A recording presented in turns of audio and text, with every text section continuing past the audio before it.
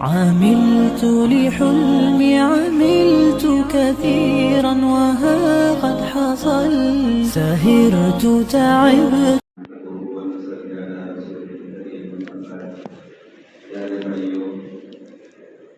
زکات چار مال پر واجب ہوتی ہے، یہ مسئلہ سمجھ لو۔ 4% کے مال پہ اس کے اوپر زکات واجب ہے، 5واں کوئی مال نہیں جس پر زکات واجب ہو۔ دیکھو مسئلہ ہے، اچھی طرح دھیان سے سمجھو، ذرا غفلت ہوگی تو مسئلہ سمجھ میں نہیں آئے گا، تو توجہ سے سب دھیان سے سمجھو، سمجھ میں نہ آئے تو پوچھو، پوچھ بھی سکتے ہو۔ پہلا مال ہے سونا، تو سونا اگر کسی کے پاس ہو تو میں ابھی بتاؤں گا کتنا سونا ہو تو زکات واجب ہوگی۔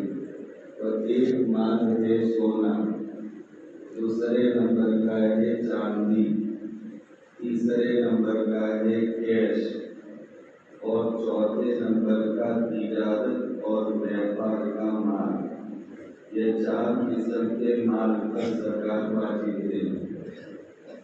اگر کسی آدمی کے پاس یا کسی عورت کے پاس صرف سونا ہو، چاندی بھی نہیں، کیش رقم بھی نہیں، اور بیپار کا مال بھی نہیں، خالی سونا، جیسے عورتوں کے پاس زیور اور داتی نہ ہوتا تو خالی سونا ہو، تو ہونا وہ سونا 7.5 گرام، 7.5 تولہ یعنی 87 گرام، اور اس کے اوپر 360 ملی گرام، تو 87 گرام اور 360 ملی گرام، اتنا اگر کسی کے پاس سونا ہو تو اس پر زکات واجب ہوگی۔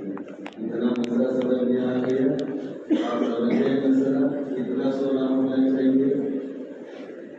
87 گرام اور 360 ملی گرام، خالی سونا ہے، چاندی بھی نہیں، تجارت کا مال بھی نہیں، اور کیش بھی نہیں، خالی سونا ہو تو 87 گرام 360 ملی گرام اگر سونا کسی کے پاس ہے تو اس پر زکات واجب۔ اب زکات کیسے واجب ہوگی وہ مسئلہ سمجھو۔ جس دن اس کی ملکیت میں سونا آیا، مثلا رمضان کے 5ویں روزے کو اگر کسی کی ملکیت میں اتنا سونا آیا جو میرے ابھی تک آیا، تو اب یہ شریعت کی نگاہ میں مال تھا۔ اب اس پر 1 سال جب گزر جائے اور آئندہ رمضان کا 5واں روزہ آئے تو ادا کرنا واجب ہوگا۔ تو 2 مسئلے ہوئے، ایک تو زکات واجب ہونا اور دوسرا ادا کرنا۔ دیکھو ظہر کی نماز کا وقت یہ 12 ساڑھے 12 بجے کے قریب، لیکن 5 بجے تک ظہر کی نماز کا وقت رہتا، تو جب نماز کا وقت ہوا ظہر کی نماز پڑھنا واجب، لیکن آپ وہ ادا کر سکتے ہو 5 بجے تک، تو 5 بجے بھی ظہر کی نماز پڑھو گے تو یہ ظہر کی نماز وقت میں ہوگی۔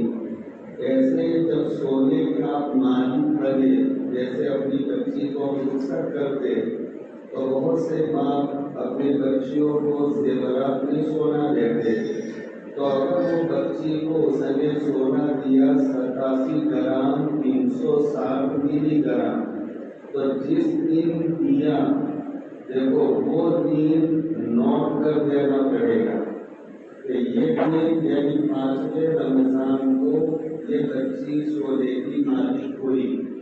پھر آئندہ رمضان کا جب 5واں روزہ آئے گا تو اس پر سال گزر گیا، اب سال گزرنے کے بعد اب اس مال کی زکات دینا واجب ہوگی۔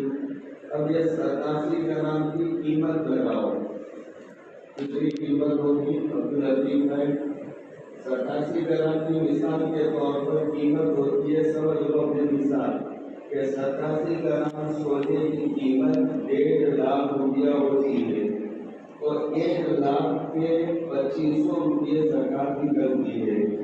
40,000 पर 1,000, 80,000 पर 2,000 और 1 लाख पर 2500, तो 2500 रुपया 1 लाख की ज़कात हो गई और 50,000 की 1250 हो गई। तो ये कितनी, लेकिन कब देनी पड़ेगी? मालिक हुई है वो बच्ची या किसी के मिल्कियत में सोना आया आज रमजान के 5वें रोजे को और आइंदा रमजान के 5वें रोजे को उसको वो माल की ज़कात अदा करना वाजिब। अब मतलब क्या हुआ कि अब वो मालिक होने के बाद आइंदा रमजान तक उसके पास इतना सोना रहे तो ज़कात वाजिब। अगर वो सोने में से ज़रूरत की वजह से थोड़ा उसने बेच दिया तो जो ज़कात का निसाब था, जो मेयार था, जितनी मिक़दार थी कि इतना सोना हो तो ज़कात वाजिब और वो साल भर रहना चाहिए।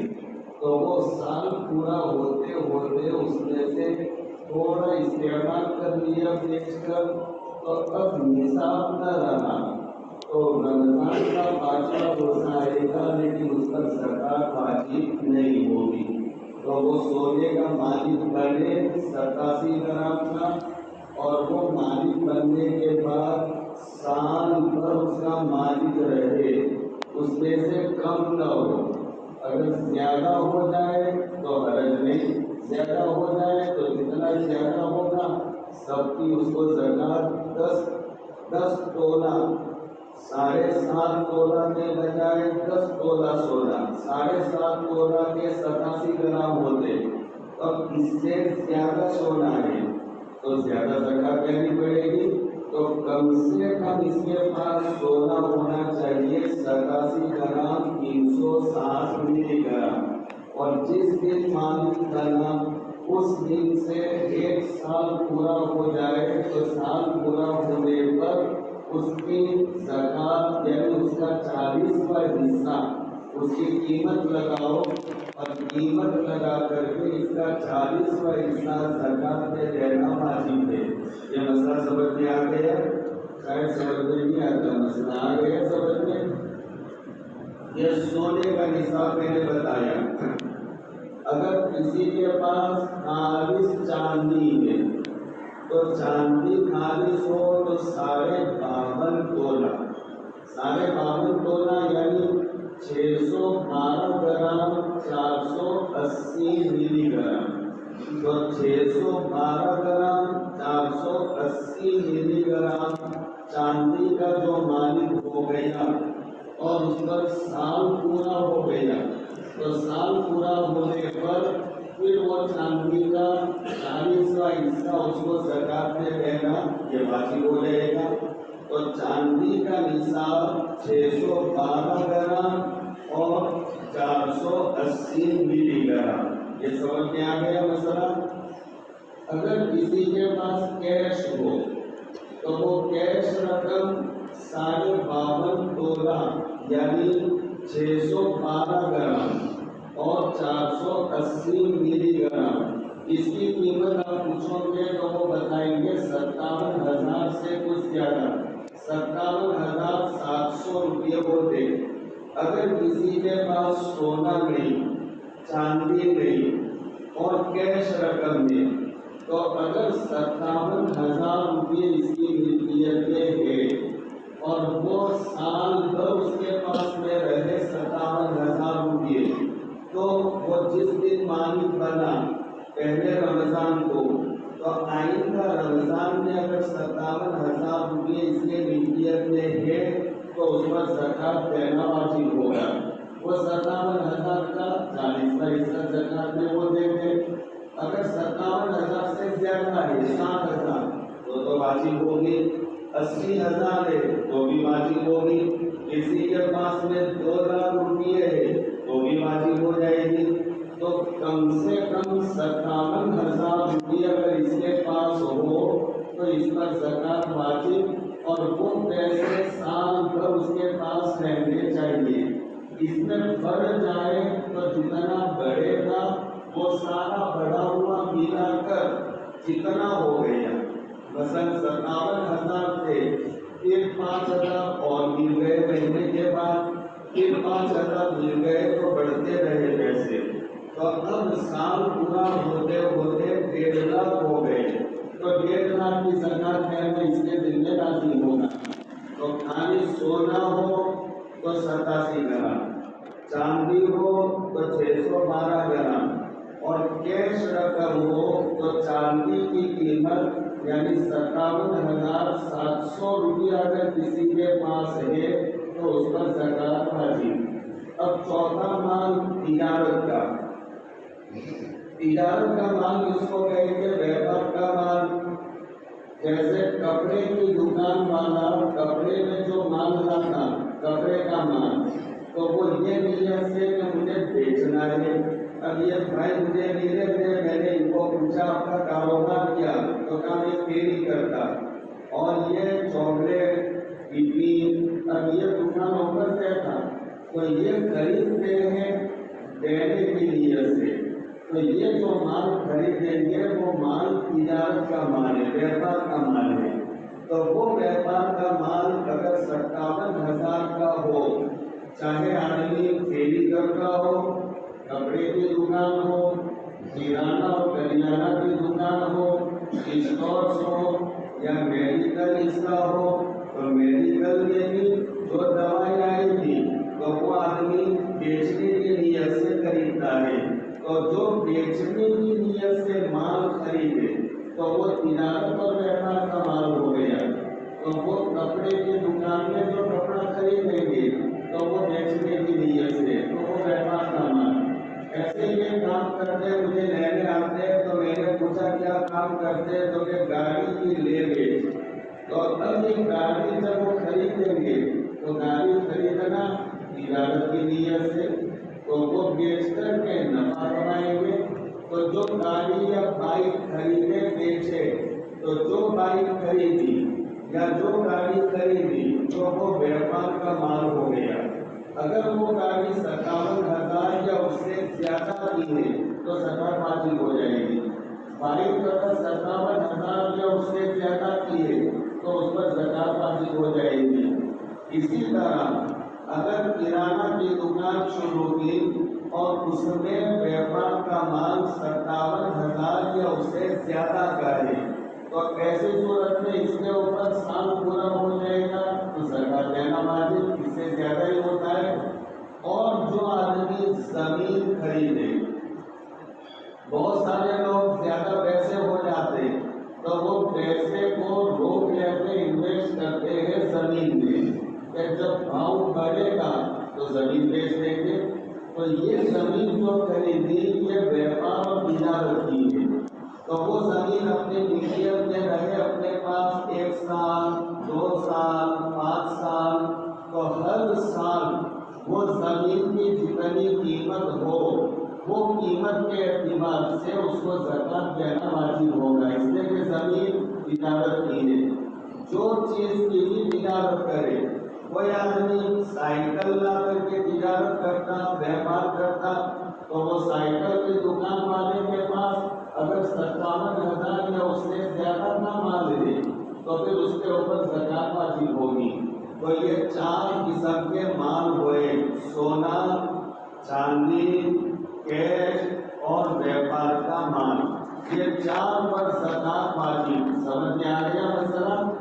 اب جس دن مالک بنا اس دن سے اس پر سال پورا ہو جائے تو سال پورا ہونے پر وہ مال کتنا بڑا گھٹا وہ حساب کر کے زکات دینا واجب ہوگا۔ آگے دکان لگا تھا تو دکان شروع کی تو اس وقت میں 2 لاکھ روپئے اس نے لگائے، لیکن سال پورا ہوتے ہوتے وہ مال کا حساب کرے گا تو وہ مال یہ 8-9 لاکھ روپئے ہو جائیں گے۔ ہمارا میڈیکل ایک کاغذ نے شروع کیا تھا تو اس وقت میں پوزیشن نہیں تھی، 2.5-3 لاکھ کے قریب، لیکن سال 2 سال ہوتے ہوتے اس میں 16-17 لاکھ کی اب یہ مال ہو گیا۔ تو اب یہ جب حساب کریں گے تو یہ 16 لاکھ کا، اس سے کہ ابھی اسٹاک یہ 16 لاکھ کا ہے، تو شروع کیا تھا 2 لاکھ سے، لیکن سال پورا ہو گیا تو یہ 15 لاکھ کا مال ہو گیا، 12 لاکھ کا مال ہو گیا، تو یہ 12-13 لاکھ جتنا سال پورا ہونے پر ہوگا تو وہ پورے گا۔ لیکن اس میں ایک مسئلہ اور بھی آئے گا، کوئی پوچھ سکتا ہے کہ یہ کپڑوں کی دکان، کرانہ کی دکان، ان کا اسٹاک کا مسئلہ ہے 12 یا 15 لاکھ، لیکن ویپاریوں کو اور تاجروں کو بھی دینے کا رہتا ہے، مال اتار دیا آتا ہے، بہت سے ویپاریوں میں دینے کے باقی رہتے، ایسے میڈیکل میں بھی مال ادھار آتا ہے، کپڑے کی دکان میں بھی مال ادھار آتا، تو اب پہلے آپ کپڑے اور آپ کے اسٹاک میں جتنا مال ہے وہ پورے مال کا اسٹاک گن لو، یہ ہو گیا مثلاً 18 لاکھ کا، اور پھر اس کے بعد جتنے ویپاریوں کو بل دینے باقی ہے وہ آپ نے چیک کیے کہ 7 لاکھ روپے کا بل باقی ہے، تو 18 لاکھ میں سے 7 لاکھ آپ پر قرض ہے، تو کتنے نکل جائیں گے؟ اب کتنے باقی بچے؟ 11 لاکھ، تو 7 لاکھ یہ تو آپ کا مال ہے چلی، یا آپ کی دکان میں ہے، آپ کے اسٹور میں ہے، لیکن وہ مال یہ ویپاریوں کا ہے، ان کو بل دینا بھی باقی ہے، تو ان کا مال لے کر کے آپ اجازت کر رہے ہو، تو یہ جتنا بل باقی ہے وہ بل کو کم کر دیا جائے گا، اور پہلے اسٹاک گن لو، اسٹاک ہو گیا 18-19 لاکھ کا، پھر ویپاریوں کا بل باقی ہے 6-7 لاکھ، تو وہ 6-7 لاکھ روپے اس میں سے کم کر دو، اب جتنے بچیں گے تو وہ بچے ہوئے میں 1 لاکھ پر 2500 روپے، اس حساب سے جتنے لاکھ کا بیلنس ہو آپ کو زکات نکالنی پڑے گی۔ اب ایک چوتھا مسئلہ سمجھ لو، بعض مرتبہ ایسا ہوتا ہے کہ آدمی کے پاس، جیسے عورتوں کے پاس عام طور پر، میں نے اپنی بچی کو آج سے 12-13 سال پہلے میں نے اس کا نکاح کر دیا، اس کو رخصت کیا، تو میری حیثیت کے اعتبار سے مجھے جو دینا تھا وہ دیا، لیکن یہ مسئلہ آپ کو سمجھانے کے لیے میں کہتا ہوں، اب میں نے جو اس کو زیور اور داگینہ دیا، میں نے صاف کہہ دیا کہ میں ابھی تجھے مالک نہیں بناتا، یہ میرا ہے اور تو ابھی استعمال کر، کیوں؟ اس کی وجہ ابھی سمجھ میں آئے گی۔ پھر جب رمضان آیا تو رمضان کے 5 روزے گزر گئے، اب میں نے بچی کو کہا کہ وہ جو داخلہ دیا تھا آپ سے میں نے تجھے بخشش کر دیا، تاکہ اس کو تاریخ یاد رہے کہ میرے پاس جو مال آیا وہ 5 رمضان کو، اور آئندہ وہ 5 رمضان کو اپنے پاس کیا ہے وہ حساب کرے گی، تو یہ 5 رمضان کو میں نے بخشش کیا، اس کو جب کیا تاکہ اس کو تاریخ یاد رہے کہ مجھے آئندہ رمضان 5ویں روزے کو حساب کرنا ہے، تو یہ اپنے کو یہ تاریخ یاد رکھنا۔ لوگ سمجھتے ہیں زکات خالی رمضان میں نکالنی، نہ، آپ جس دن مالک بنیں گے جو میں نے بتایا، اگر محرم کے مہینے میں مالک بنے تو آپ آئندہ محرم کو زکات آپ نکالیں گے، رمضان میں نہیں۔ آپ ربیع الاول میں مالک بنے ہو تو سال پورا ہوگا آئندہ سال ربیع الاول میں، تو لوگ خالی سمجھتے زکات رمضان میں حساب کر لینا، اس میں بہت سی مرتبہ زکات مال کی رہ جاتی ہے، اور میں نے پہلے دن بتایا تھا، یاد ہو تو، زکات کا مطلب کیا؟ پاک ہونا، کہ زکات جس مال کی نکالی جائے تو وہ مال پاک ہو جاتا ہے۔ اب اس کے اوپر چوروں کی اور ڈاکوؤں کی، لٹیروں کی نظریں نہیں ہوگی، اور جو انٹرنیشنل لٹیرے ہوتے ہیں وہ سمجھتے اس کا مطلب وہ چیکنگ والے آ جاتے، وہ انکم ٹیکس والے آ جاتے، سیلز ٹیکس والے آ جاتے۔ اگر آپ اللہ کا حکم زکات کا مکمل طور پر ادا کریں گے تو ان لوٹوروں سے بھی آپ کا مال بچ جائے گا، اللہ بچانے کا نظم کر دے گا۔ زکات کا مطلب یہ مال کو پاک کر دینا، تو یہ مال آپ کا پاک ہو گیا، تو جس دن آپ مالک بنے وہ نوٹ کر لو، رمضان میں بنے ہو تو رمضان میں، ربیع الاول میں تو ربیع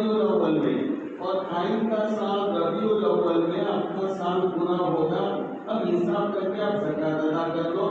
لوگ عام طور پر رمضان میں حساب کرتے اور دے دیتے، حالانکہ ان کا سال پورا ہوتا ہے ربیع الاول میں، تو 5 مہینوں کی زکات ان کی باقی رہ جاتی ہے۔ اب اس کی وجہ سے مال پر آفت آئے گی، مال پر مصیبت، مال پاک نہیں ہوگا۔ اب ایک اور مسئلہ جو مجھے سمجھانا ہے، کسی کے پاس سونا بھی پورا نہیں جو میں نے ابھی بتایا 87 گرام، چاندی بھی نہیں 612 گرام، اور کیش بھی نہیں ہے 57,000، اور ویپار کا مال بھی اتنا نہیں، سب تھوڑا تھوڑا ہے اس کے پاس۔ مثلا آدھا گرام اس کے پاس میں سونا ہے، اور 10 گرام اس کے پاس چاندی ہے، اور اس کے پاس 10,000 روپے کیش ہے۔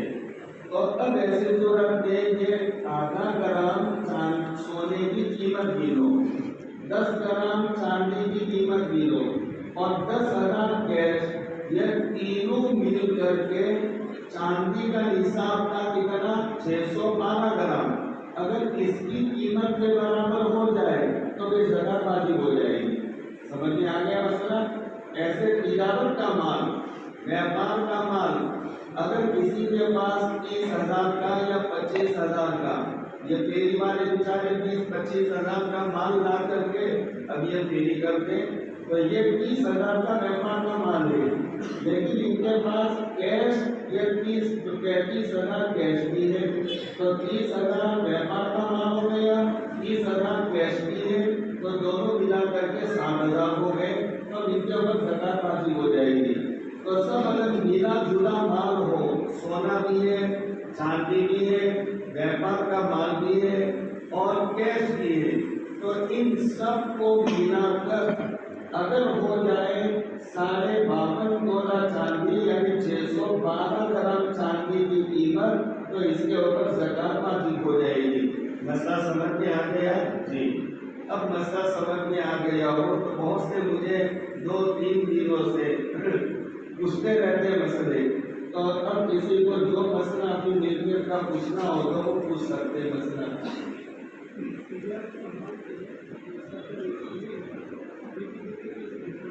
یہ بڑا اچھا سوال اور قیمتی سوال ہے، بہت قیمتی سوال ہے کہ زکات جب ہم حساب کریں گے تو دیکھو، ایک تو ہم نے مال خریدا ہے، تو مال کو خریدیں گے تھوک کے حساب سے، کوانٹیٹی کے حساب سے، تو اس وقت ہم کم قیمت میں خریدیں گے تو ہی تو نفع کمائیں گے، لیکن بیچیں گے ہم زیادہ قیمت میں، تو جو چیز، جو کپڑا ہم کو میٹر ملا ہے 100 روپے میں، وہ دکان والا 250 میں بیچے گا۔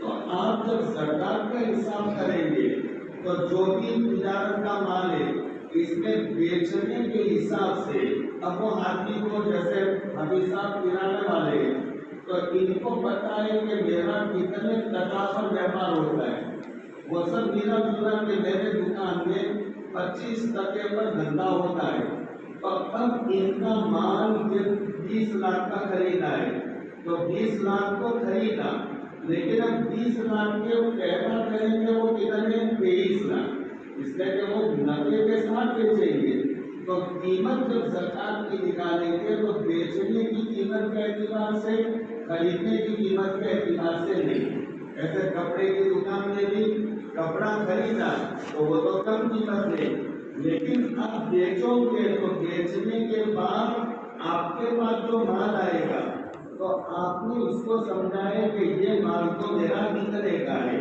تو جتنے کا مال سمجھتے ہو اتنے پر زکات آئے گی، تو بیچنے کی قیمت کے اعتبار سے زکات، خریدنے کی قیمت کے اعتبار سے زکات نہیں، بیچنے کی قیمت کے اعتبار سے۔ ٹھیک ہے، اچھا سوال تھا، اور کوئی پوچھنا چاہے بھائی؟ جی جی حسین بھائی،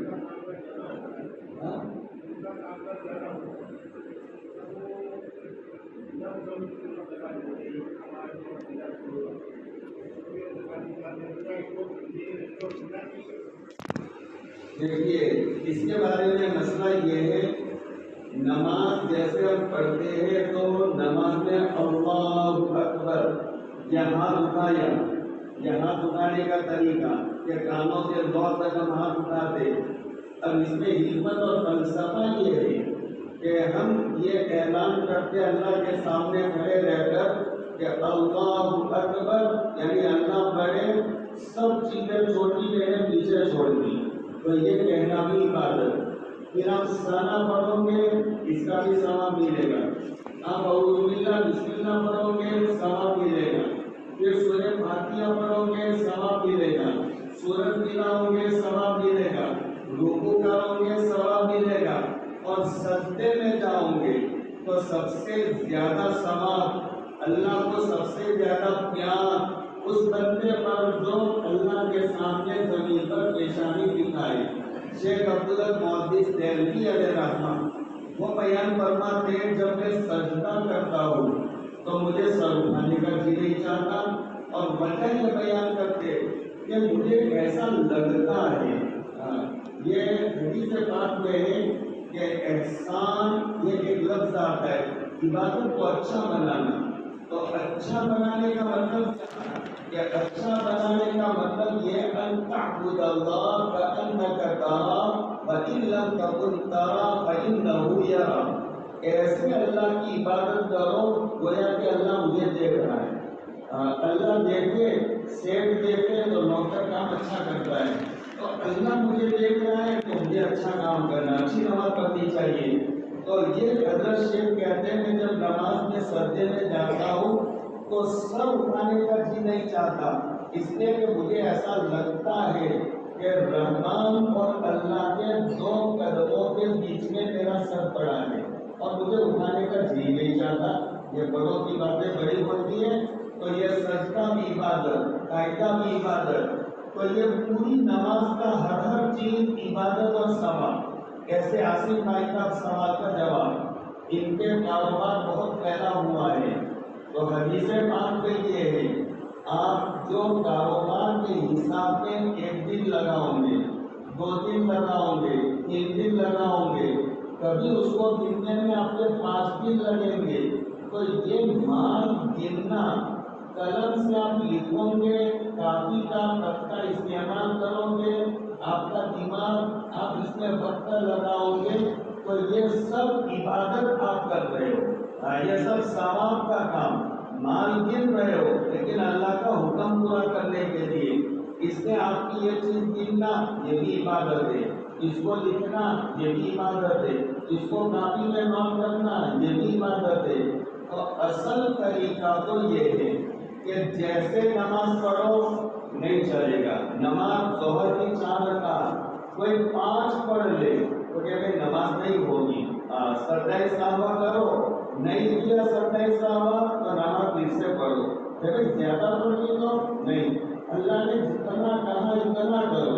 اللہ نے 4 رکعت پڑھنے کا کہا 5 پڑھی تو اب تمہاری نماز خطرے والی ہو گئی. 3 پڑھو گے تو بھی خطرے والی. تو اب جتنا مال ہے اس کی زکات دو. اب جتنا مال ہے اس کی زکات دو. کیسے دے گا آدمی؟ جب گینے گا اس کو تو ایک ایک چیز کو گننا پڑے گا. ایک ایک چیز کو. بہت کاروبار پھیلا ہوا ہو تو اس کے پاس کام کرنے والے کاریگر بھی بہت زیادہ ہوں گے تو وہ تقسیم کر لے، ڈیوائڈ کر لے اور سب کو گن لے. لیکن پھر بھی مفتیان کرام نے گنجائش دی ہے، ناصر بھائی پھر بھی گنجائش دی ہے کہ اگر وہ اندازے سے زکات دے تو وہ اتنا بڑا تاجر ہے تو اس کا دماغ بھی اتنا بڑا ہوگا، لہٰذا اس کو انداز کے اس کی اتنا مال اتنا مال اتنا مال، اور اس کو یقین ہے کہ جو میں مال زکات نکال رہا ہوں وہ کم نہیں نکلتی، زیادہ نکلتی ہے، تو پھر یہ اندازے سے زکات نکالے تو گنجائش ہے. لیکن کم پڑے گی تو سارا مال خطرے والا ہو جائے گا. اس لیے اندازے سے نکالنے میں یہ شرط ہے کہ مال زیادہ گن کر کے، مثلا یہ 50 یا 60 لاکھ کا مال ویپار کا ہوتا ہے تو اس نے انداز لگایا 50 لاکھ لیکن گن لیا 55 لاکھ، اور 55 لاکھ گن کر کے زکات تو زکات زیادہ نکلے گی تو پورے مال کی زکات نکلنی چاہیے. بس یہ آپ کو یقین ہے انداز لگا کر کے جب میں نکالتا ہوں تو پورے مال کی بلکہ ایکسٹرا نکلتی ہے تو پھر کوئی حرج کی بات نہیں. اور اگر ایسا یقین نہیں تو پھر ایک ایک چیز کو آپ کو گننا پڑے گا. اور گننا یہ بھی عبادت ہے, چاہے 1 دن لگے, 2 دن, 3 دن, تو یہ آپ ثواب اور عبادت میں آپ کا یہ وقت گزر رہا ہے. جی یہ بھی بڑا اچھا سوال تھا. جی جی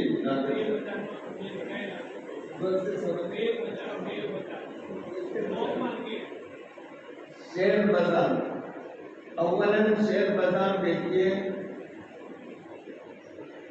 کوئی پڑا ہو تو ہمارا مشورہ ایسا ہے, فتویٰ نہیں دیتے ہم, اس لیے کہ فتویٰ پوچھو گے تو ہم آپ کو یہ پوچھیں گے کہ یہ شیئر بازار میں یہ کمپنی میں ہم نے یہ انویسٹ کیا ہے, تو وہ کمپنی کیسی ہے, حلال ہے کہ حرام؟ تو اگر حلال ہے تو پھر بھائی آپ اس کے شیئر خرید سکتے ہو, فتویٰ تو یہ دیں گے. دیکھیے میں اس کی ایک مثال دوں.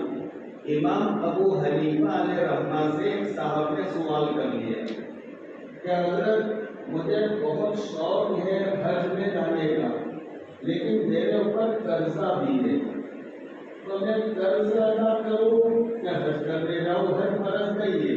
تو امام صاحب نے جواب دیا کہ قرض ادا کرنا تمہارے اوپر فرض ہے اور حج کرنا بھی فرض نہیں, تو حج مت کرو اور قرض ادا کرو. لیکن امام ابو حنیفہ علیہ رحمہ جب حج کر کے آئے تو جو حج کر کے آتا ہے تو وہ حج کی مزہ چڑھ لیتا ہے. اور مفتی شفیع صاحب رحمۃ اللہ علیہ لکھتے ہیں کہ اگر حج کرنے کے بعد تم کو وہ حج یاد آئے اور وہاں پر جانے کا پھر سے جی چاہے تو سمجھ لو پہلے والا حج قبول ہو گیا. بلکہ یہ ہوتا ہے کہ حج کر کے آتے ہیں تو دوسرے سال جب حاجی چلتے ہیں تو اکیلے اکیلے کمرے میں ہوتے ہیں, اکیلے اکیلے کہ اللہ کیا بد نصیب ہے ہم کہ اللہ کے بندے چلے اور میں گھر پر بیٹھا ہوں, تو یہ پہلا والا حج قبول ہو گیا.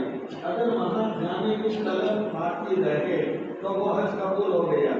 تو امام صاحب علیہ رحمہ جب حج پڑھ کے آئے, اب اس کے بعد ایک صاحب نے مسئلہ پوچھا کہ حضرت میرے اوپر قرضہ ہے لیکن حج بھی پڑھنے جانا ہے, تو کیا کروں؟ تو کہتے ہیں مسئلہ تو یہ ہے کہ قرض ادا کرو, لیکن مشورہ یہ ہے کہ تم حج کر لو, قرض ادا کر دے گا.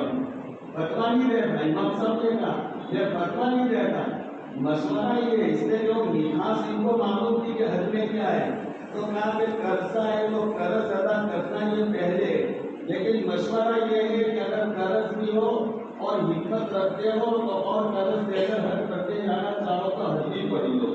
تو یہ میرا مشورہ ہے کوئی بھائی کو, فتویٰ نہیں ہے. کہ دیکھو میں اپنے حقیقی بھائی جو 5 وقت کے نماز کا, ہماری مسجد کے بہت سارے نماز ہوئی ہے تو ہم دیکھتے ہیں 5 وقت نماز پڑھنے کے لیے آتے, تہجد کے لیے وہ آتے, وہ تہجد گزار اور وہ نماز کا پابند آدمی, وہ اگر ابھی بچے میں کھڑے ہو جائے اور کہے کہ اب مجھے کاروبار کرنا ہے اور اس میں 5 کروڑ کا انویسٹ ہے, جن کو جتنی رقم لگانی ہو تو وہ میرے پاس لکھوا دو, تو پھر لوگ اگر یار نمازوں یہ کیا صحیح کریں گے, بھائی نمازی ہے پھر بھی لوگ باتیں کرتے اور پیسے لگانے میں ڈرتے, تو وہ شیئر بازار والے جتنے وہ سب ایمان والے بھی نہیں ہیں, تو آپ بھروسہ کیسے کرو گے؟ تو اس لیے ہمارا تجربہ, میں 33 یا 34 سال سے پڑھاتا ہوں, بچے بھی کہتا ہوں 33-34 سال سے لوگ آتے ہیں مختلف مسئلے لے کر. میرے سامنے ابھی تک تو کوئی ایسا آدمی آیا نہیں ہے کہ جو شیئر بازار میں پڑا ہو چڑھا ہو. جو شیئر بازار میں پڑا تو وہ پڑا تو ہے لیکن چڑھا نہیں ہے وہ. اس کی وجہ یہ ہے کہ وہ کام وہ کمپنی والے اگر شریعت کے اعتبار سے تو اس میں سودی کاروبار نہیں ہوتا, تو آپ کو شریعت اجازت دے دے گی کہ ٹھیک ہے آپ شیئر خرید سکتے ہو, لے سکتے ہو. لیکن ہم یہ کام کرنے والے سب نان مسلم ہیں, تو جائز ناجائز حلال حرام یہ تمیز نہیں, تو برکت کیسے آئے گی؟ جب تم نمازی پر بھروسہ نہیں کرتے تو پھر ان پر بھروسہ کیسے کرو؟ تو شیئر بازار والے چڑھتے نہیں ہیں, بڑھتے زیادہ ہے. لیکن اگر کسی نے شیئر خریدے ہیں تو وہی بات جو میں نے سمجھائی کہ ویپار کا مال ہے، آپ نے خریدے تاکہ بھاؤ بڑھے گا تو بیچ ڈالیں گے، تو آپ کے جتنے شیئر ہیں تو وہ شیئر کی قیمت ابھی کیا چلتی ہے، آپ نے خریدے تھے تو وہ ایک شیئر 7,000 کا تھا، لیکن ابھی آپ نے آن لائن چیک کیا تو اس کی قیمت ابھی 7,000 نہیں بلکہ 6,000 بولتی ہے، تو 1,000 مائنس ہو گیا، تو 6,000 کے حساب سے آپ زکات نکالو۔ اور اگر پلس ہے کہ 7,000 کا خریدا تھا اور ابھی مارکیٹ میں ابھی بیچنے جانے تو 8,000 آتے، تو وہ آپ کا ایک شیئر 8,000 کا ہوگا، آپ نے 10 خریدے تو 80,000 کی زکات نکال دو، تو وہ شیئر بتا یہ بھی ویپار کا مال ہے، آپ جتنے خریدے ہو اگر کسی نے تو اس حساب سے زکات کی جائے گی۔ یہ بھی اچھا سوال تھا آپ کا۔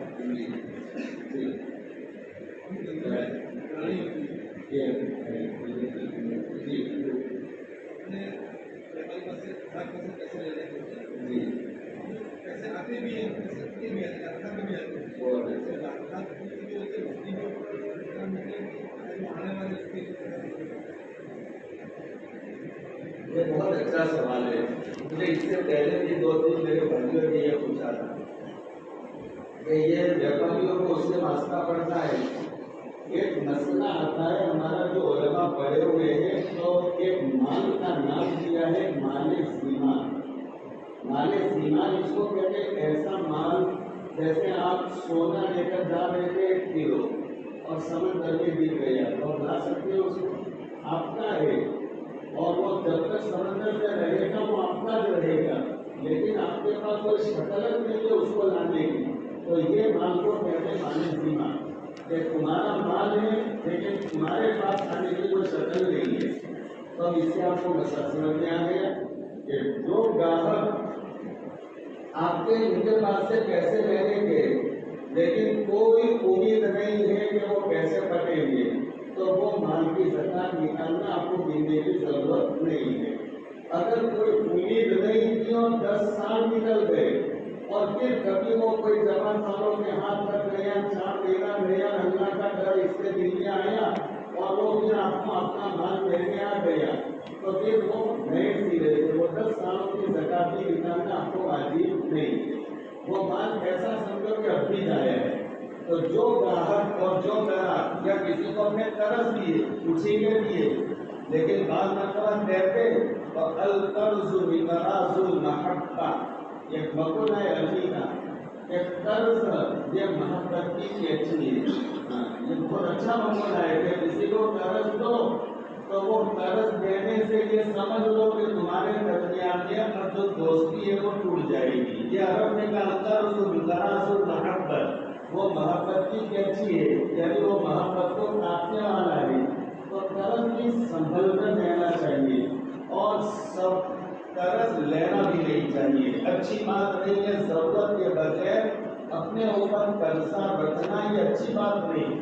اللہ کے نبی علیہ الصلوۃ والسلام کا پہلے یہ معمول تھا، آپ علیہ الصلوۃ والسلام اتنے شفیق اور مہربان تھے کہ آپ اگر کوئی ایک مرتبہ مسجد نبوی میں آئے، اچھا واقعہ یاد آ گیا، سنو یہ بزرگ کی برکت سے، کہ ایک حبشی آدمی غلام وہ حبشہ کا رہنے والا مسجد نبوی میں رہتے تھے اور مسجد نبوی میں جھاڑو دیتے تھے، صفائی کرتے تھے اور لوگ ان کو کھانا دیتے تھے اور وہ بیچارے مسجد میں رہتے تھے۔ ان کا انتقال ہو گیا رات کو، تو انتقال ہوا تو صحابہ نے کوئی بڑا مسئلہ نہیں سمجھا کہ پردیسی حبشی آدمی ہے اور کوئی اس کا گھر بار نہیں، تو اس کو غسل کیا، دفنایا اور دفنا دیا راتوں رات۔ آقا تہجد میں آئے تو دیکھا اللہ کے نبی علیہ السلام کی عادت تھی کہ مجمع کو دیکھتے کون حاضر نہیں، تو دیکھا تو کہا کہ وہ غلام کہاں گیا، تو پھر صحابہ نے کہا آقا وہ رات کو بیچارہ بیمار پڑ گیا اور زیادہ طبیعت خراب ہوئی، انتقال ہو گیا، تو ہم نے ان کو غسلایا، دفنایا اور دفنا دیا، تو آقا کے دماغ پر اثر ہو گیا اور آپ نے نماز پڑھائی فجر کی اور پھر کہا مجھے قبرستان لے چلو، اور آپ وہاں پر گئے اور قبر پر جا کر کے اپنی نماز پڑھائی اور پھر آپ نے فرمایا کہ قبر پر کبھی قبر مانے پر آپ کی طرح بھڑک رہتی ہے اور میرے نماز پڑھنے کی وجہ سے اللہ اس کو اس عذاب سے بچا لیتے.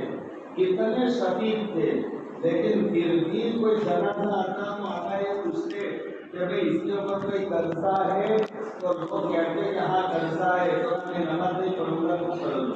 کتنی بڑی بات ہو گئی.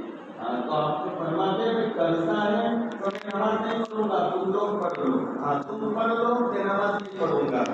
تو قرضہ یہ ضرورت میں بات مرتبہ یعنی کہ ضرورت بھی پڑتی ہے، منع بھی نہیں، لیکن بغیر ضرورت کے شوق پورا کرنے کے لیے آدمی کے شوق کو شارٹ کرنا چاہیے.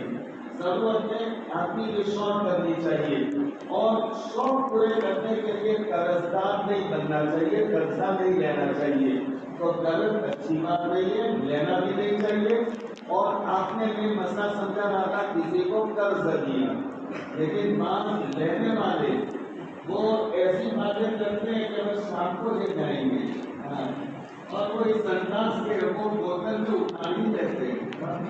وہ لینے والے وہ ان کو تو بس کجلی کر کے ان کو تمہارے پاس سے پیسے نکالوا دیں. اب وہ ایسی باتیں کریں گے کہ آپ دے دیں گے، پھر دینے کے بعد آپ نے سوئی سمندر کے ڈال دی، نکال ہی نہیں سکتے. اب آپ کا فون بھی بلاک ہو جائے گا. وہ آپ آج جاتے ہوں گے تو راستہ بدل دے گا، آپ گھر جاؤ گے تو گھر پر بھی ہوگا تو بیوی کہیں گے وہ تو نہیں ہے، جوتے اندر رکھ کر کے وہ سوئے گا.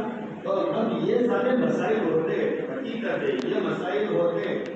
اب وہ قرض کی پڑھنے کی کوئی امید نہیں ہے، تو وہ قرض کی زکات جو آپ نے اچھیتے دیے تو وہ بھی قرض کی زکات نکالنا واجب نہیں ہے. جو جس کی کوئی امید نہ ہو، ہاں امید ہو کہ بھائی کبھی دیتا نہیں لیکن دے دے گا، تو اس کی نکالنی پڑے گی، چاہے سال ہو جائے 2 سال ہو جائے. آپ کے ایسے گاہک ہو کہ وہ نہیں دے، لیکن ابھی کوئی گاہک پیسے نہیں دیتا، لیکن آپ کو وشواس ہے کہ یہ میں نے پیسے یہ دے گا ضرور، تو وہ 1 2 3 سال بھی لیٹ ہو جائے تو آپ کو زکات نکالنی پڑے گی. اور جس گراہک کے بارے میں یہ امید ہو جائے کہ یہ تو اب دے گا نہیں، تو پھر اس کو بکنے کی ضرورت نہیں ہے، وہ شریعت نے اس کی زکات معاف کر دی ہے. یہ بھی ایک اچھا سوال کر دی. کوئی شخص ہمارے پاس آتا ہے، جی کوئی شخص اگر ہمارے پاس آتا ہے کہ آپ کا زکات کا پیسہ ہم کو دو، میں میرے حساب سے تقسیم کروں گا، ڈسٹریبیوٹ کروں گا. کسی کارن اگر 1-2 آدمی کو اس میں ایسے آدمی کو پیسہ دیا ہے جو شریعت کے حساب سے زکات کے حقدار نہیں ہے، کیونکہ میں نے زکات کی نیت سے پیسے دیے ہیں، تو کیا میری زکات ادا ہوگی؟ بہت اچھا سوال ہے ڈاکٹر صاحب، کا سوال بہت اچھا، کیونکہ واقعی میں کافی قدر سوال ہے. یہ اولا تو دیکھیے میرا ایک قول ہے کہ مانگنے والا ضرورت مند نہیں ہوتا اور ضرورت مند ہوتا ہے وہ مانگتا نہیں. یہ اچھی بات ہے. میں اکثر کہتا ہوں کہ بھائی زکات کا خیال رکھنا، زکات یہ کہنے والا ضرورت مند نہیں ہوتا، اور جو ضرورت مند ہوتا ہے واقعی میں ضرورت مند وہ اتنا خوددار ہوتا ہے کہ وہ اپنی ضرورتیں کسی کے سامنے رکھتا نہیں. تو ڈاکٹر صاحب کوئی ایسا آدمی آ جائے تو آپ بھولے جو کریے، ہاں کوئی اچھا آدمی ہو کہ جس پر وشواس ہو اور وہ واقعی میں تحقیق کر کے وہ زکات دے گا، تو اس کو آپ دوں گے تو پھر اس کی ذمہ داری آپ کا بھروسہ، آپ کو بھروسہ، اور آپ کسی کو دیں گے اور وہ اس طریقے پر زکات دے دی، آپ کو پتہ نہیں چلا تو آپ کی تو زکات ادا ہو گئی. گنہگار وہ ہوگا، لیکن اپنے کو پہلے سے شک ہے کہ اب یہ لے تو جا رہا ہے لیکن اب برابر دے گا کہ نہیں دے گا، تو فوج میں اپنے بھی آگے. تو اس کے 100% جس پر بھروسہ ہو، اب اس کو زکات دے دی تو کوئی مسئلہ نہیں ہے.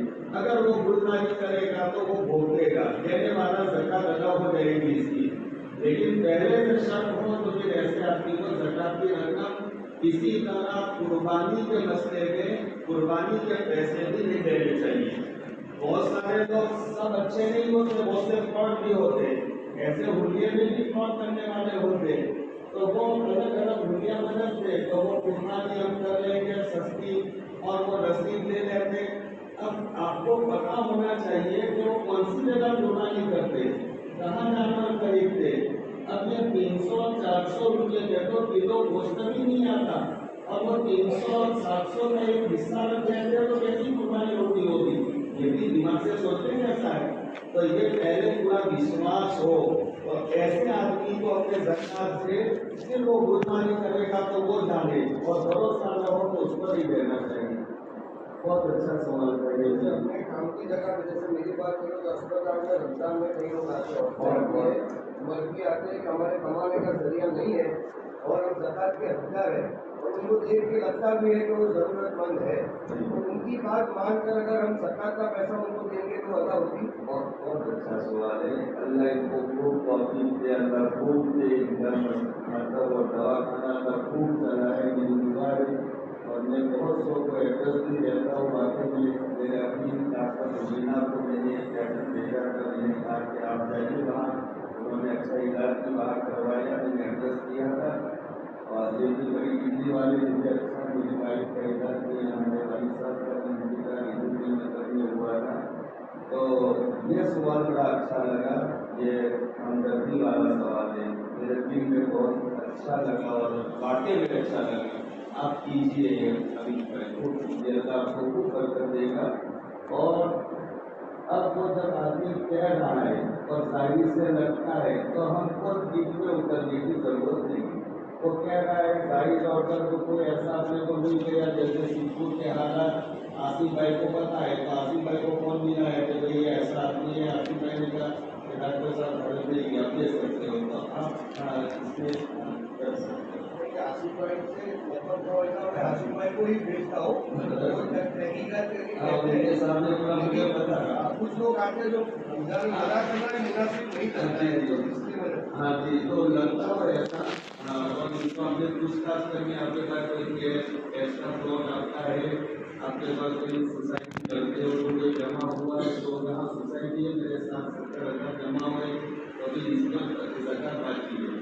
تو ایسے تھوڑے موٹے سوال آپ کر لیں اور اس کے لیے میرے پاس کچھ دیکھیے کہ گجرات والی پوزیشن تو پھر آپ دے سکتے ہیں. بہت اچھا, ماشاء اللہ.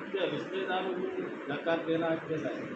رشتے داروں کو زکات دینا سب سے افضل ہے. اللہ کے نبی علیہ السلام وسلام کا جانی دشمن جو میں نے بتایا تھا تب تن لگا لہٰذا جمع کرنا, ابو لہب آپ کا حقیقی اور سب کا چچا تھا ابو لہب, لیکن بڑا دشمن تھا.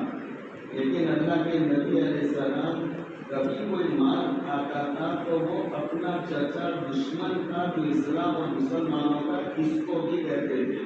تو بعض صحابہ کے چہرے سے لگتا تھا کہ ان کو اچھا نہ لگتا, تو آپ فرماتے بھائی میرا رشتے دار ہے. وہ زکات کا مال نہیں تھا, ہدیہ تھا, اور آپ فرماتے میرا رشتے دار ہے, میں تھوڑا دیکھ کر کے رشتے داری کو نبھاتا ہوں.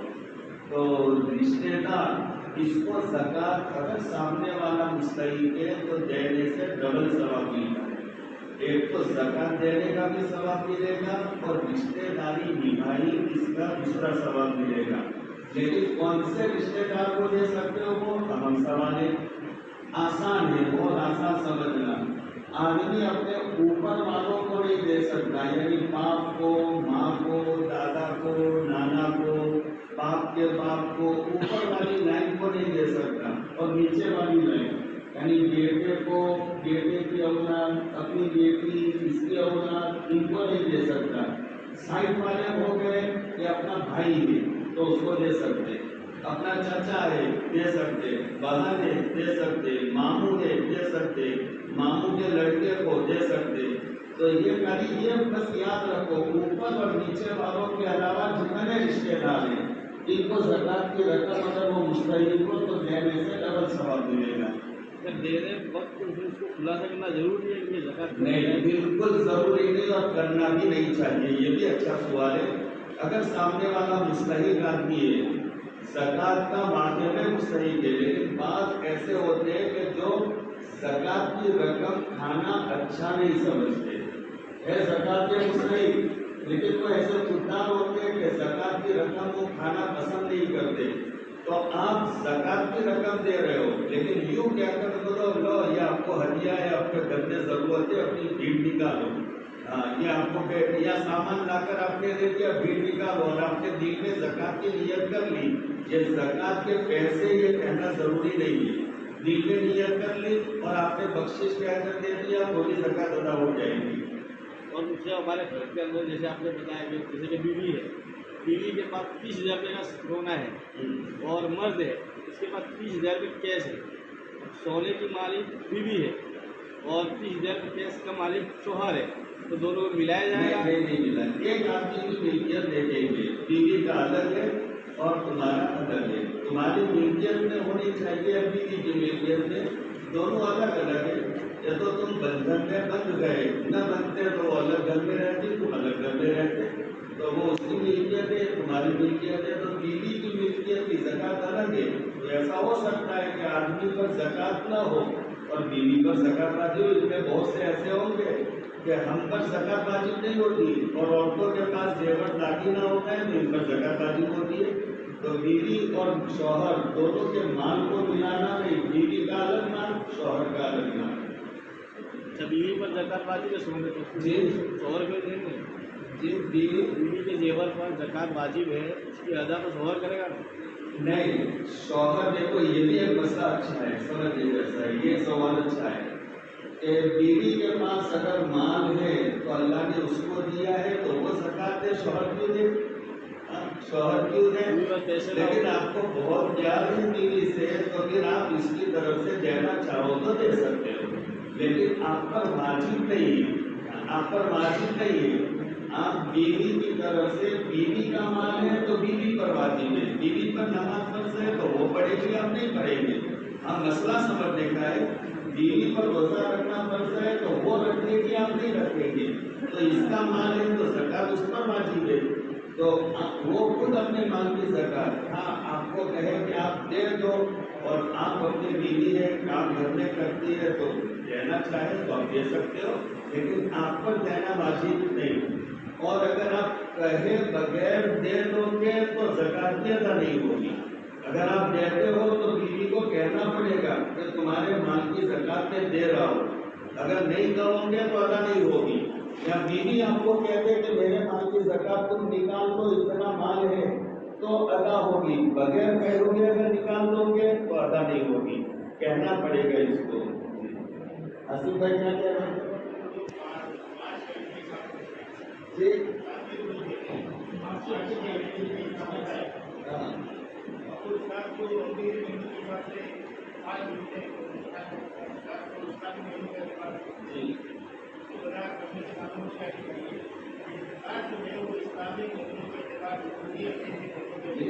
جی اب وہ میں نے مثال اسی لیے دی تھی، میرے سامنے ایسا تھا لیکن وضاحت نہیں تھی، اچھا ہوا جزاک اللہ۔ کہ زکات دیکھو اسلامی مہینے اور انگریزی مہینے، اب اس میں اسلامی تاریخ کے اعتبار سے حضرت عمر رضی اللہ تعالیٰ عنہ نے اسلامی تاریخ شروع کی ہے، اسلامی تاریخ کی ابتدا حضرت عمر رضی اللہ تعالیٰ عنہ نے فرمائی، تو اسلامی تاریخ اور انگریزی تاریخ کے اعتبار سے 10 دنوں کا فرق پڑے گا۔ تو کبھی آپ مارچ کی پہلی تاریخ سے مارچ کی پہلی تاریخ، تو مان لو کہ آپ کی مارچ کی پہلی تاریخ کو آپ پر زکات واجب ہوئی، تو 10 دن پہلے آپ کے پاس میں 15 لاکھ روپے تھے، لیکن وہ مارچ کی پہلی تاریخ آتے آتے آپ کے 15 لاکھ کے استعمال ہو گئے اور 5 بچے، تو آپ کو 5 کی زکات نکالو گے، حالانکہ وہ 10 دنوں میں وہ 10 لاکھ روپے آپ نے استعمال کر دیے، اس کی زکات واجب تھی۔ تو اسلامی مہینے اور اسلامی تاریخ، اس میں میں نے ربیع الاول کی مثال دی تھی، محرم کی مثال دی تھی، میں نے رمضان کی مثال دی، رمضان کا 5واں روزہ تو آئندہ رمضان 5واں روزہ، تو وہ اسلامی تاریخ، تو اسلامی تاریخ کے اعتبار سے سال کا حساب ہوگا، انگریزی تاریخ کے حساب سے نہیں، اس میں 10 دنوں کا فرق پڑتا ہے، تو کبھی زکات بھی بہت زیادہ گڑبڑی ہو جاتی ہے اس میں، یہ آپ کو بلا رہے ہیں۔ جی پوچھیے مولانا۔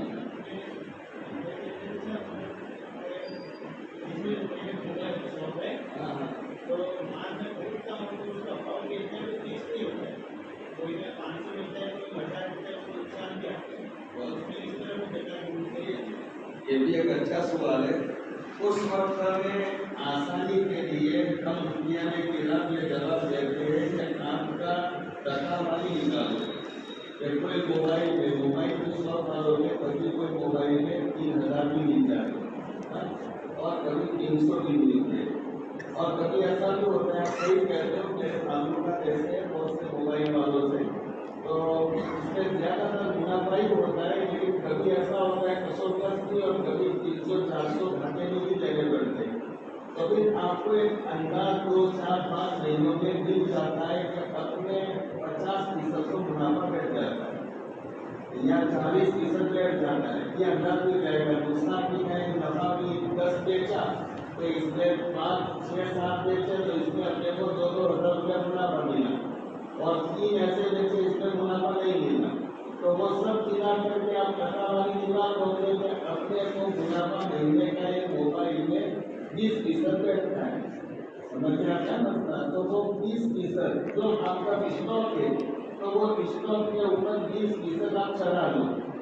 2 लाख का माल है तो 2,20,000 का समझ लो, 2,20,000 के 2,20,000 2 लाख का आपको 20,000 मुनाफा मिलेगा।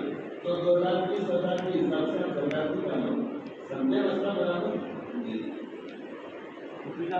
रमज़ान के 20 रोज़े तक हिसाब करके पैसे की ज़कात निकालते हैं।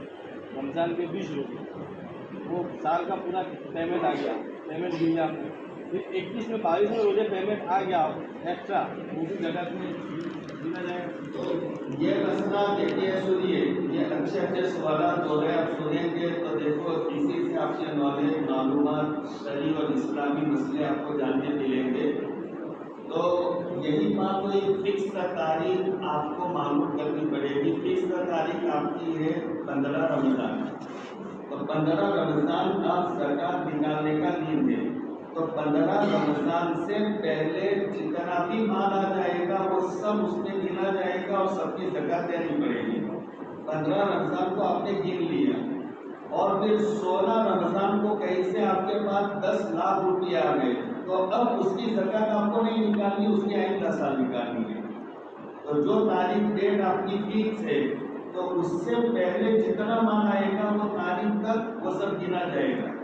और फिर इसके बाद आपने 15 रमज़ान को हिसाब कर लिया आपका दिन का, फिर 15 रमज़ान के बाद 16-17वां रमज़ान में आपके पास कहीं से माल आ गया, तो फिर उसको आपको नहीं, वो आइंदा साल में गिना जाएगा। अच्छा, जो 15 रमज़ान तक हमने हिसाब किया जी, हमारे पास जो काम पड़ा है, काम पूरा हो गया, पेमेंट नहीं आया, उसका पेमेंट बाकी है, फिर 15 रमज़ान के बाद पेमेंट आया, तो उसको गिन लेना पड़ेगा। आपके ज़कात के दिन में वो जो लेने के वो सब गिन लेंगे आप। वो फिर ज़कात फिक्स कर लो, आप अभी निकाल सकते हो, निकाल दो, वो आता रहेगा तो आप अपने काम में लाओ, लेकिन गिनने में सब गिन लिया जाएगा जो लेने का है। बहुत अच्छा लगा मुझे, मालूम है अच्छा लगा, इतनी उम्मीद थी कि वाले सवाल करेंगे, लेकिन बहुत अच्छा लगा और अच्छे और सबके सवाल बड़े कीमती थे, अच्छे मसले पूछे आपने, अच्छा लगा और सबको कोई पेशेंट एकदम गरीब है, सरकार का हकदार है, सरकार के पैसों से उसका पूरा इलाज मेरे या किसी और की जगह करना है, उसका सही तरीका क्या होगा? मैं डायरेक्ट उसको दूँ या इसमें किसी आदमी को, शख्स को रख के मैं उनके पास आऊँ? इसका तरीका आप शख्स को भी रख सकते हो और आप ज़कात की रकम, जैसे मसलन आपकी फीस हुई, आपके रूम की फीस, वो सब आपने हिसाब लगाया तो 15-20 हज़ार रुपये गए थे, और फिर मेडिकल का अलग। अब आप ज़कात की रकम लेना चाहते हैं तो वो मरीज को आप दे दो कि आपको मैं ये हदिया दे रहा हूँ, ज़कात की वजह से आपने 30-40 हज़ार, आप जो फीस है वो वहाँ पर भी आप भर दो और मेडिकल में तो आपने खुद दे दिए, तो उसको मालिक बनाना ज़रूरी है। अब आप खुद मालिक बना लें या फिर आसिफ भाई को रिश्ते रख दिया और आसिफ भाई ने आपको देखिए ये सही है तो इनकी इतनी मेरी मेडिकल का फीस दी है और ये इसका मेरा का बिल है, तो आपने 40 हज़ार दे दिए, तो आसिफ भाई को 25 दे दिए, डॉक्टर साहब का बिल आप चुकते करें, आपने 20 हज़ार दे दिए और फिर मेडिकल का चुकते तो ये भी कर सकते हो, आप खुद भी कर सकते हो, उनको मालिक बना दो और जब ये काउंटर पर आपका जो बिल है आप जमा करवा दो तो भी चलेगा। अच्छा मुझे साहब ये मसला है कि जैसे कि हमारा कोई रिश्तेदार है, हाँ, उसका 10,000 का कर्जा देना है, तो कर्जा जिसको देना वहाँ देंगे तो उसको मालिक बना के फिर उसके हाथ से दिलाएंगे, कर्जा लेने में कोई मसला नहीं, कर्जा तो सीधा दे सकते। सीधा दे सकते, हाँ, कर्जा उसको मालिक बनाने की जरूरत नहीं है। कर्जा ही मालिक बनाने का मतलब ही समझा। जैसे कि हमारा कोई रिश्तेदार हो, रिश्तेदार को कोई उसके ऊपर कर्जा है, मसलन 10,000 रुपये का हमारे रिश्तेदार पर कर्जा है, जी जी जी, वो ज़कात का मुस्तहिक है, हाँ, तो उसको अगर कर्जा चुकाना हो तो ज़कात ज़कात को मालिक बनाना पड़ेगा। तो अभी डॉक्टर साहब ने पूछा वही सवाल, आपको उसको पैसे देने पड़ेंगे, मालिक बनाना, और फिर आप मालिक बना कर तेरे पर जो कर्जा है वो दे दें।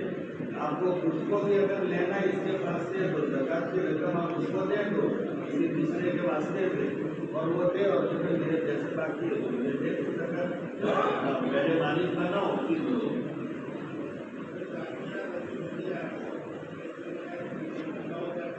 जी बहुत अच्छा है ये आसिफ भाई, बहुत अच्छा है। लेकिन बहुत अच्छा लगता है आप लोग जब तक बैठते हो, बहुत अच्छा है, ये इबादत है, ये रमजान की रातों में इबादत देना नहीं गैर मुस्लिम को नहीं दे सकते, नकली सत्ता दे सकते हो आप, नकली देना चाहिए या मुस्लिमों को भी देना चाहिए, लेकिन आर्थिक सदका में अपने पड़ोस में हुए ऐसा चाहता और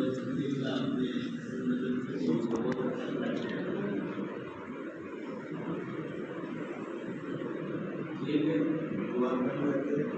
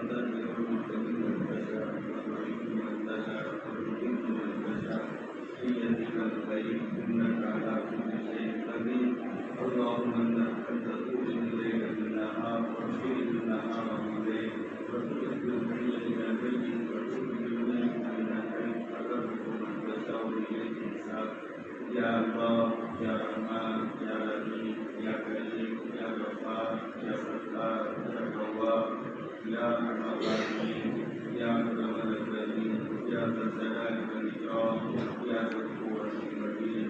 हे अल्लाह, हमारे दिमागों को भी कबूल फरमा, इसको आखिरत का ज़रिया बना। करीम अल्लाह, रमज़ान की मुबारक रातों में आपकी निस्बत पर अल्लाह के बंदे जुड़ते इनके जुड़ने को, बैठने को, सुनने को, सुनने को, समझने को अल्लाह कबूल करना, हिदायत का ज़रिया बना। करीम अल्लाह, घरों से आफत तनाए दूर होने का ज़रिया बना, बीमारियों के खत्म होने का ज़रिया बना। करीम अल्लाह, हम सबको ऊपर करके आपके पास आना है। हे अल्लाह, एक दिन हमारा जाना का होगा, तेरे मौला दूसरों पर हम बहुत को रोते हुए देखते हैं। करीम अल्लाह, अगर हम सब भी रोने वाले होते तेरे मौला मोहताज करोगे। करीम अल्लाह, वो वक्त आने से पहले मौत तैयारी की तौफीक अता फरमा। करीम अल्लाह, आपका करम है, आपने रमज़ान को जिंदा अता फरमाया, वो कदरदारी नसीब फरमाओ। करीम अल्लाह, इसका एक एक मिनट, एक एक सेकंड हम काम में लाए, आपकी इबादत में, जिक्र में, तिलावत में, दुआओं में। करीम अल्लाह, कैसे हमें तौफीक अता फरमाओ। करीम अल्लाह, जितने आपके बंदे रोजे रखने वाले हैं, मेरे मौला सबके रोज़ों की, तरावी की, इबादतों की, दुआओं को कबूल फरमाओ। मेरे मौला पूरी उम्मत मुस्लिमा की मग़फ़िरत फरमाओ। करीम अल्लाह, रमज़ान में करीमान वाले की मग़फ़िरत की हुई, उसकी हलाकती में कोई शक नहीं है। तेरे मौला, हम आपसे भी मांगते सारे ईमान वालों की मग़फ़िरत फरमाओ। करीम अल्लाह, ऐसा लाखों का कलमा है जिनके बाद इफ्तारी का भी इंतजाम नहीं है। मेरे मौला, इफ्तार के वक्त अच्छे अच्छे खाने वाले रसरखान बनाने के मेरे मौला, बहुत से बंदे चेहरों पे मेरे मौला, اللہ آپ دیکھنے والے ہو ادھر چھوٹے والی آگے آپ یہ سارا جماعت دیکھ رہی ہے ایک غریب اللہ سب کے لیے انتظام کرواؤ میرے مولا آنے والی عید سے پہلے سب غریبوں کے لیے عید بنانے کا انتظام کرواؤ میرے مولا کوئی غریب کوئی بیوہ کوئی یتیم ایسا نہ ہو جو ہمارے کپڑوں کو دیکھ کر اس طرح میرے والے غریب سب میرے مولا خوشی خوشی بنائے قریب انتظام فرماؤ آپ کے خزانوں میں کوئی کمی نہیں ہے میرے مولا بیمار کے لیے ذریعے معاش کا انتظام فرماؤ سب کو مالا مال فرماؤ میرے مولا سب کو مالا مال فرماؤ غریب اللہ سب پریشان حالوں کی پریشانیوں کو دور فرماؤ سب بیماروں کو شفا عطا فرماؤ سب محتاجوں کے احتیاط کو ختم فرماؤ غریب اللہ جن کے پاس ذاتی مطلب نہیں ان کے لیے ذاتی مطلب کا انتظام فرماؤ میرے مولا جو اس لائن سے دکھی اور پریشانی ان کے دکھوں کو پریشانیوں کو دور فرماؤ میرے مولا کریم جن کی جو جائز تمنائیں اور مرادیں ہیں میرے مولا آپ ہی پوری فرمانے والے ہو سب کی جائز مرادیں اور تمنائیں پوری فرماؤ میرے مولا اپنا اپنا نیک بندہ بناؤ میرے غریب اللہ زندگی پر آپ کی مان کر سب والا ہمیں بناؤ نبی کریم صلی اللہ علیہ وسلم سے قریب جو سنت کے مطابق زندگی گزارنے میرے والے قریب زندگی کرتی جا رہی زندگی کے 55 سال گزرنے کے بعد کب موت کا دھکا آ جائے سب یاد کرا میرے والے قریب اس سے پہلے آپ کو راضی کرنے والے آواز کرنے کی توفیق عطا فرماؤ میرے مولا زندگی نمازی والی بنا دو کوئی نماز ہم سے کر رہا ہو نمازوں کا اہتمام اور پابندی نصیب فرماؤ میرے والے قریب بہت سے بندے اسپتالوں میں سوئے ہوئے کو شفا عطا فرماؤ سب پریشان حالوں کی پریشانیوں کو دور فرماؤ میرے مولا آپ کے بہت سے بندے اور بندیوں نے جو بے اولاد ہے انہوں نے ہمیں بھی دعا کے لیے کہا غریب اللہ آپ کے خزانے میں کیا کرتے اگر آپ ان کو ایک بچہ دے دو گے ان کی بہت بڑی ہو جائے گی میرے مولا ان کا اجڑا اور میران برابر ہو جائے گا میرے مولا سب کے اولادوں کو نیک صالح اولاد عطا فرمانا اور جن کی اولاد نافرمان ہے جن کی اولاد کو فرمانبردار بنانا غریب اللہ رحیم اللہ جو بیمار ہے بیماریوں کے مبتلا ان کو شفا عطا فرمانا یہ مرنے کو ایک دن قبول فرمانا ان کے گھر کو گھر والوں کو قبول فرمانا ہماری دعاؤں کو محض اپنے فضل و کرم سے نبی کریم صلی اللہ علیہ وسلم کے صدقے ہوئے سے قبول فرمانا جزا اللہ علیہ صلی اللہ علیہ وسلم سبحان ربک رب العزة عما يصفون وسلام على المرسلين الحمد لله رب العالمين